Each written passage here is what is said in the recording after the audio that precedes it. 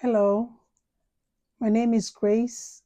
I'm a registered nurse in the US. I've been practicing for the last 31 years. I tell stories about my nursing career and also I'll share my patient care experiences. Today, I'll be talking to you or telling you a story about a time when I was on a flight from Lagos, Nigeria to the US, and a passenger got very sick and I decided, we were asked, I volunteered to intervene. I'm not sure if you know about the law. It's called the Good Samaritan Law. There's a story in the Bible about somebody helping another. Actually, the person was a stranger, did not know the patient, and intervened and helped the patient. The patient got well eventually. So, this law in the US, this Good Samaritan law pretty much protects any bystander who intervene and help the sick or anybody in a medical emergency to rescue or to resuscitate or to assist them in any way from being sued. In other words, if a bystander come across an incident like a medical emergency and decide to intervene, if there is any malpractice, unintentional malpractice, the individual being helped cannot turn around and sue the healthcare worker. Or the person doesn't even have to be a healthcare worker, it could be a bystander. So, going back to my story, I was transiting through Lagos, Nigeria from Ghana. I had arrived at the airport earlier, spent almost 7, 8 hours waiting for my night flight, which was around 11:30. We got on the flight 4 hours into the flight, and I believe we had passed Senegal and over the Atlantic Ocean. Everybody seemed to be sleeping, at least the lights were out, and I was resting myself. And all of a sudden, I was awoken with a PA announcement overhead about a medical emergency in the back of the plane, and if anybody was a healthcare worker, to come forward and help out. I stayed in my seat for a little bit, wasn't sure what the message was because I was awoken from sleep through the announcement. I didn't hear very well what was going on. So the announcement, the flight attendant repeated the the call, the announcement again. I realized it was a medical emergency. I got up thinking there are other people heading towards the back because, mind you, we were coming from Nigeria. And if you know Nigerians, most are either doctors or nurses. So I'm pretty sure there were quite a few medical professionals on that flight. I got up and I realized I was the only person. I'm like, oh, okay. Was I the only person who heard the announcement? So I went to the back, and hold and behold, two flight attendants were standing over this tall guy. He might have been like a 6'2", laying halfway, half of his body was in the bathroom and half was in that little corridor. I'm not sure how to call it.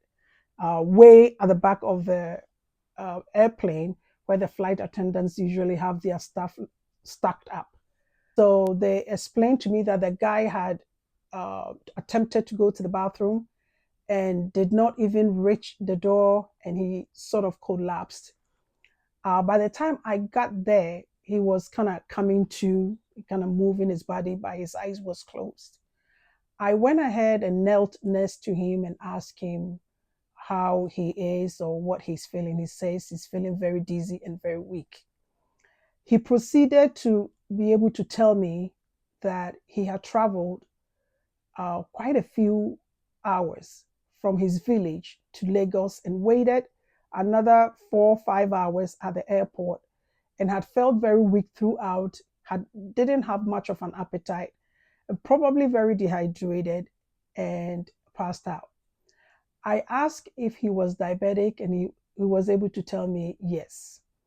There was a gentleman right next to him, and I'm not sure if they were related. He must have been his a passenger who was sitting right next to him, had tried and accompanied him to the bathroom, and was expecting other people to come, but I was still the only person, the only healthcare worker. Everybody else seemed to be sleeping, and I had no problem with that.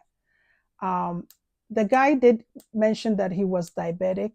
One of the flight attendant had he was diabetic himself and had a glucometer, one of those gadgets that checks blood sugar. He gave the meter to us to use and said it wasn't that expensive to just to use it for him. I checked the gentleman's blood sugar and it was like 69 or so. At that point, I took some sugar from the flight attendants and some orange juice. I asked for sugar and orange juice, mix it with it. I actually wanted milk, but they didn't have the type of milk I wanted. So I took the orange juice and the sugar, mixed it up, and helped the gentleman up. He was able to drink some. And we stood there and waited a little bit, checked his blood sugar again. It seemed to be creeping up a little bit. He felt a little better. So we're lucky for him. He was sitting in a four-seat middle, four-row middle seat. And the passengers there right to the back, the passengers were nice enough to offer to move to other empty seats so he can have the stretch of seats to stretch out. Another gentleman, towards the end of that episode, a gentleman finally, a passenger finally came up to the back with his hands in his pocket and decided to find out what is going on, if he could help. So, but there wasn't much for him to do anyway. The guy had already regained consciousness. So we got him to walk to his seat and he was able to stretch out.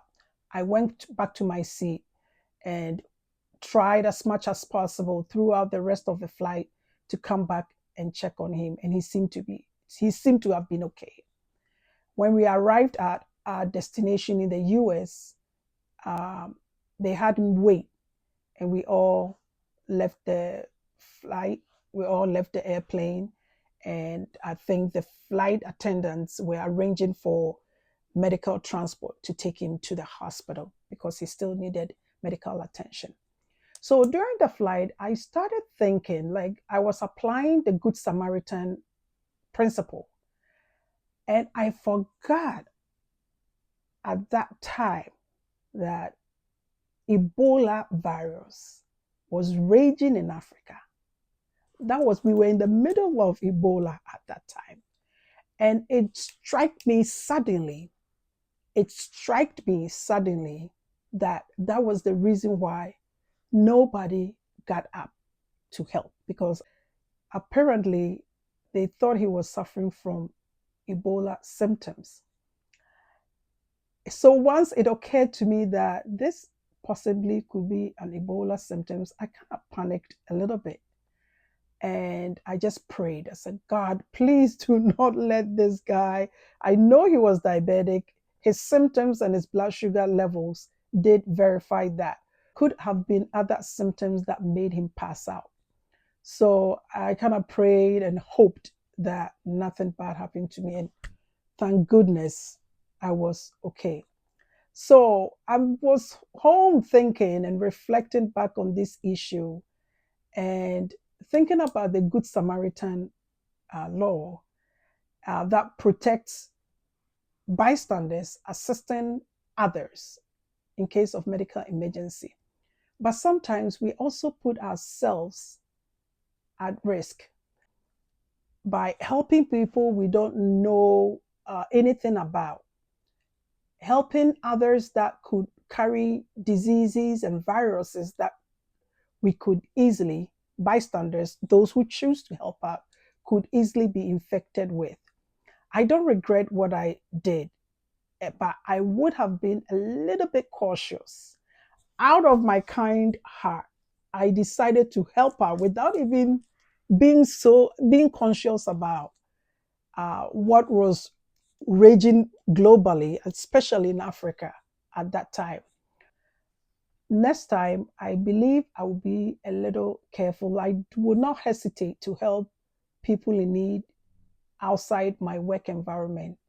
But if there is a way to protect myself or just watch the person until an actual medical um, team arrives, that time I did not touch any body fluids, saliva, vomit, urine, or anything like that. But I did touch him and I wasn't wearing gloves. I made sure to wash my hands very well after that. But I know next time I will be extra careful before I intervene. So that's my little medical emergency on a plane. I have quite a few of them, and in time, I will share those stories here as well.